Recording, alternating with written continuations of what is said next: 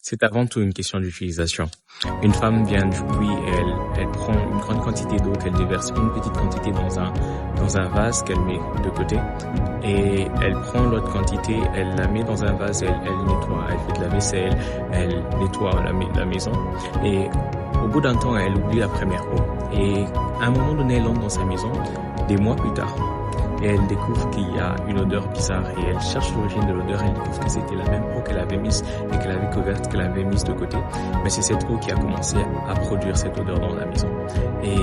ce que je voudrais juste te partager, c'est que la Bible compare souvent la parole de Dieu à de l'eau, et je voudrais juste te montrer par cette histoire que l'effet de l'eau dans ta vie dépend de la manière dont on l'utilise. De la même manière, le résultat de la parole dans ta vie dépend de la manière dont tu l'utilises. La même eau, quand elle est utilisée activement, peut produire la propriété, comme dans l'exemple de la femme, mais la même eau, quand elle est laissée en train de stagner, peut produire la pourriture et la destruction.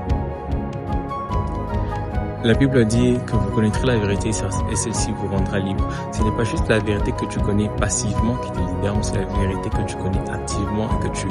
utilises de manière active et pratique. Ne te limite pas juste à l'entendre, à la connaître, mais commence à l'utiliser de manière pratique pour qu'elle ait de l'efficacité.